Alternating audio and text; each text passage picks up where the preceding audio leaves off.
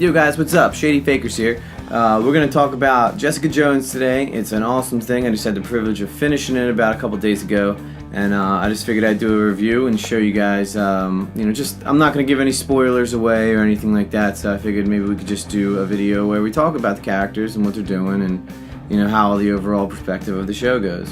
But maybe we can go dive into some of the characters. I'm not going to work on any of the characters who are don't really affect the story too much. So we're just going to do the major players, and we're going to do a video on them and see how that is. It'll be fun. So let's check out Marvel's Jessica Jones. Jessica is played by the very beautiful Krysten Ritter. You may know her from a role in Breaking Bad or a short-lived Don't Trust to Be in Apartment or whatever it was, and it didn't even last a season. Anyway, Ritter is no stranger to playing a host of diverse characters, so it makes perfect sense that she was able to beat out the competition and land this role. Jessica Jones is about as broken of a person as they come, and after a failed run at being a superhero at the hands of the Purple Man who abducted her, she decides she still wants to try and help people, so she becomes a private investigator, which is where the series begins. She has a great way of making you feel bad for her at times, but at the same time envying her for I don't give a shit attitude. She literally says at one point, "I don't give a bag of dicks of what kinky shit you guys are into." I can't think of a cooler line in the Marvel Universe. Jones will have a way of making you fall in love with her while at the same time reaching for your favorite glass of whiskey. Her character truly kicks ass. She's exactly the type of female lead that Marvel needed to show that females are more than capable of leading their own adventures on the big screen. Even though Jones isn't the type of woman you want to be bringing home to mama, she is the girl that most guys dream of. She's a whiskey-drinking, casual sex-having, ass-kicking good time. And even through the darker aspects of her story, she can find a way to charm the viewers into trusting that she's in complete control, which in the grand scheme of things couldn't be further from the truth.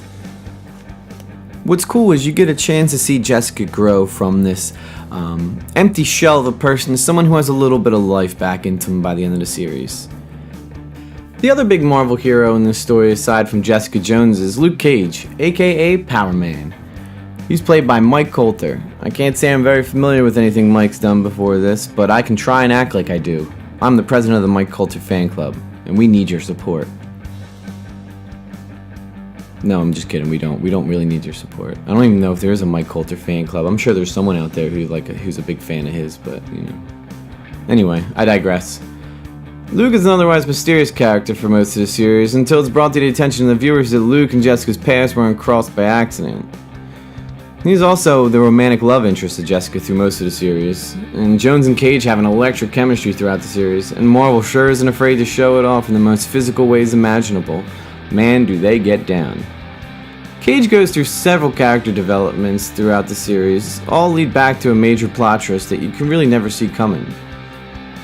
Cage is set to get his own Marvel series called Luke Cage within a year, so I guess we could talk more about him then. Until then, I'll see you later, Luke. One of Jessica's closest confidants is Trish Walker, played by the incredibly attractive Rachel Taylor. You may remember her from her pointless role in Transformers. I can't imagine why Michael Bay wanted her in that movie. Oh, wait. Yeah, I can. Trish is a successful radio personality and also Jones's best friend. She's basically Jones's voice of reason when she's feeling a little lost.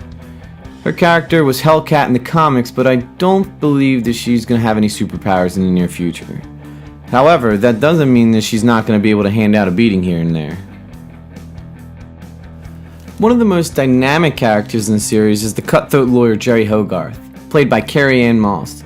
Now, in the comics, it's played by a male. In the series, it's played by a female. I don't think it really matters. I think she did a great job, too.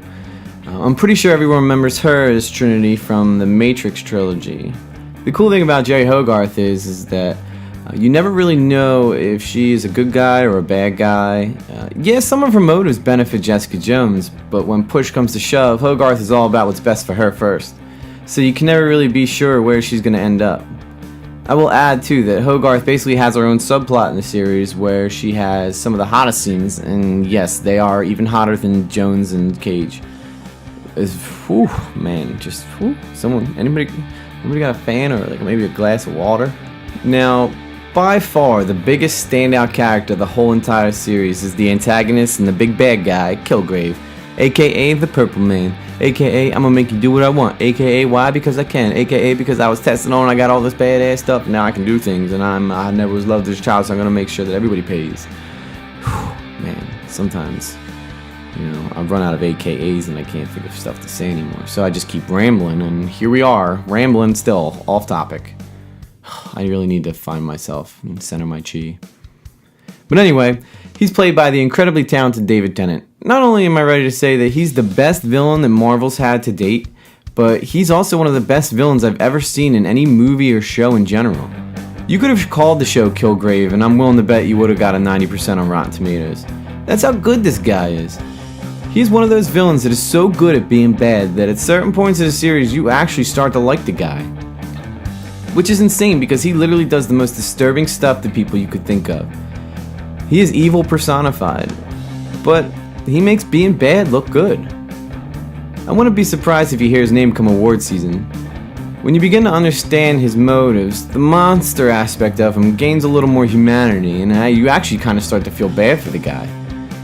And just when you start to feel bad for the guy, though, he flips the switch and reminds you of why he has haunted Jessica for so long. Could you imagine having the powers to make anybody do anything you told him to?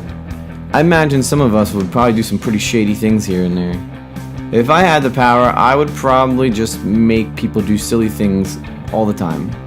Like make people talk in Morse code or have them make me pickles.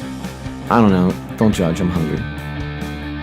So is Marvel's Jessica Jones the best ever?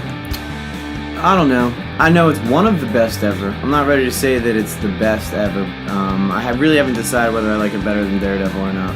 I know I don't really want to dive into the story again so much because I know that people are going to be still watching it. So maybe, you know, I'll do another video where I can talk about the story after it's been out long enough where I'm not going to spoil anything for anybody.